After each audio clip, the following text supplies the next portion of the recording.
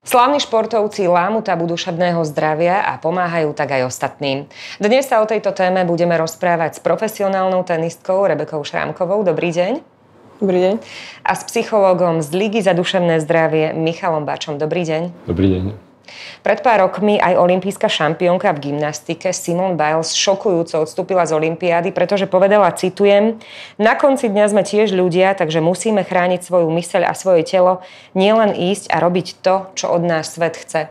Ako si to vnímala, Rebeka?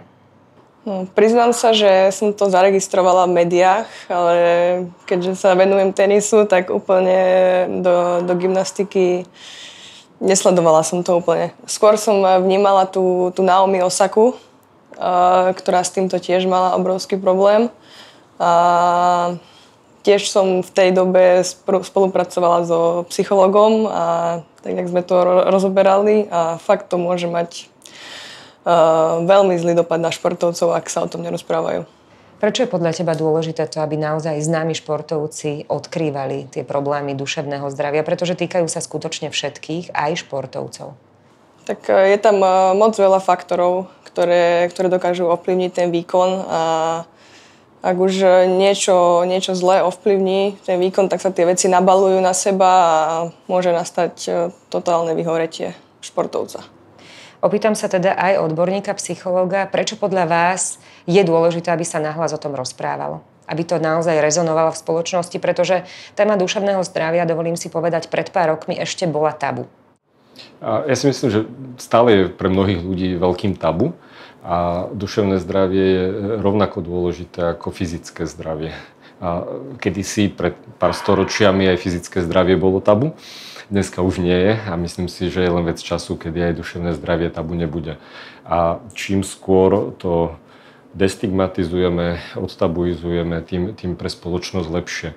A možno keby som len nadviazal na tie situácie, keď aj vrcholoví športovci, povedzme, prídu s týmito témami. Áno, sú to nakoniec len ľudia. Všetci sme len ľudia, ale tá dnešná doba nás dáva do polohy dokonalých hrdinov. Chceme podávať iba úspech, chceme mať iba veľký výkon, chceme byť iba úspešní. Život taký nie je, že súčasťou života sú aj úspechy, aj neúspechy. Takže je dôležité o tom hovoriť. Samozrejme. Je dôležité podľa vás o tom hovoriť už aj s deťmi od útleho detstva, ktorí sa trebárs pripravujú na tú dráhu športovca? Ja si myslím, že s primeraným spôsobom, tak jak vo všetkom, k čomu deti chceme viesť, tak sa s primeraným spôsobom o tom rozprávame. S primeraným spôsobom hovoríme o hygiene, o nejakých dobrých zdravotných návykoch. A vnímať duševné zdravie je úplne normálna vec. A v princípe to je úloha rodičov vytvárať bezpečné prostredie. A tam sme hneď pri duševnom zdraví. Čo ty pre seba robíš, aby si naozaj bola duševne fit, duševne v poriadku? Čo ti najviac pomáha? Snažím sa zamestnávať, akože keď si chcem oddychnúť od toho tenisu, tak milujem šport. Snažím sa robiť iné športy, pri ktorých dokážem vypnúť hlavu, cyklistiku, beh, plávanie a mám rada videohry. S tým sa moc nechválim, ale hrávam PlayStation a to mi fakt, že najviac pomáha vypnúť tú hlavu na niekoľko hodín, keď si potrebujem naozaj mentálne oddychnúť. Čo odporúčite aj vy, možno mladým ľuďom, možno športovcom alebo aj študentom, keď naozaj už cítia, že by potrebovali pomôcť alebo vypnúť, na koho sa majú obrátiť? Je tam viacero rovín. Je úplne normálne, že keď podávame výkon a dlhodobo vysoký výkon, tak potrebujeme čas na regeneráciu. Športovci to poznajú veľmi dobre, že keď trénujú, tak potrebujú mať čas na regeneráciu. Svaly nerastú pri behaní, ale v čase regenerácie. Kedy je priestor na to, aby ten organizmus spevnel. A práve nedostatok regenerácie je veľakrát zdrojom aj duševných problémov, lebo človek je vyčerpaný, je unavený. Že si nedopraje ten čas na načerpanie zdrojov. A každý by mal vedieť, čo sú tie jeho zdroje, ktoré potrebuje dočerpávať. A mohli by sa rozprávať o celom spektre možných zdrojov. Pre niekoho to môže byť, pre športovca to môže byť iný druh športu napríklad, alebo môže to byť čas strávený s priateľmi, s blízkymi ľuďmi, rozvoj nejakých sociálnych kontaktov. Pre niekoho je to štúdium, pre niekoho je to nejaká literatúra, knihy. Tých možností je veľké množstvo, ale potrebujem poznať čo sú tie moje zdroje, ktoré mi dobíjajú baterky a pravidelne sa tomu venovať. Keď už sa bavíme o športovcoch, napríklad o niektorých futbalistoch napíšu, že nezobrali ich ten a ten klub, nepodarilo sa im niečo, môže za to zranenie a tak ďalej.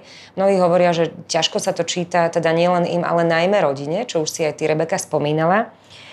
Keď už teda napríklad sa necítiš úplne sama sebou, keď už cítiš, že potrebovala by si vypnúť, oddychnúť si, možno naozaj cítiš, že potrebuješ hovoriť aj o tom svojom duševnom zdraví, dokážeš sa o tom s niekým otvorene porozprávať? Je niekto, kto ti pomôže, na koho sa obrátiš? No, to určite áno. Takže mám svoj tím, mám svojho tenisového trénera, kondičného trénera, ktorí sú mi ako rodina, takže určite sú to prví ľudia, s ktorými sa viem o tom porozprávať. A keď už mi s tým oni nevedia pomôcť, tak samozrejme sú aj športoví psychológovia, ktorí vedia riešiť takéto problémy. Takže. Ako by si ty spoznala na tvojich priateľoch, keď ich niečo trápi? Vieš to už tak odhadnúť? Mám taký svoj okruh veľmi blízkych priateľov. Takže na nich už áno, ale keby za mnou niekto prišiel, taký vzdialenejší kamarát, tak určite ho radšej pošlem za tým psychologom alebo pomôžem mu vyhľadať nejakú odbornú pomoc, ako by som sa ja snažila so svojimi skúsenostiami zatiaľ, čo mám pomáhať.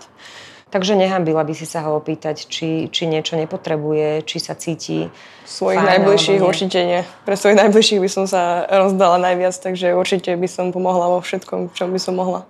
Ako vyzerá ten telefonát na linku, napríklad na linku Nezabudka, kde ľudia pomáhajú druhým, ak tam teda niekto zavolá? Neexistuje na to žiadna šablóna.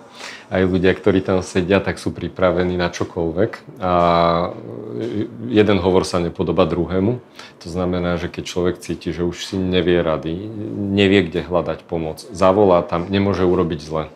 Lebo tam je človek, ktorý je naučený počúvať, snaží sa zorientovať v tom, čo sa dozvie a snaží sa to možno aj otázkami sa dopýtať. Hej, priamo, že nemusí sa človek báť, že aké slova použijem, čo poviem. Hej, že tam sú aj ľudia vyškolení na to, aby sa vedeli dopýtať, aby vedeli lepšie zistiť, aby pomohli človeku si vôbec uvedomiť, čo sa mu deje a potom ho nasmerovať na nejakú pomoc. Takže tam nejaké všeobecné nasmerovania nie sú vôbec potrebné. Stačí vytočiť, zavolať, povedať, mám problém, toto sa mi deje. A kedy podľa vás ako odborníka už je vhodné použiť túto linku, napríklad Nezabudka, kedy už je vhodné zavolať, že trebárs už nám nestačí ten rozhovor s kamarátom, s mamou, s blízkym človekom? Presne ako hovoríte, keď vyčerpám všetky možnosti, ktoré mám k dispozícii a už neviem kam, tak vtedy idem na linku.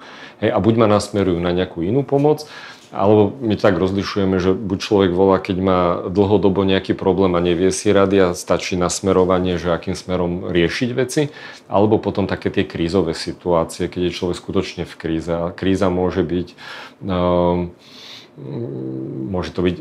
panický záchvat, môže to byť nejaké samovražedné uvažovanie, môže to byť nejaké agresívne správanie blízkych ľudí.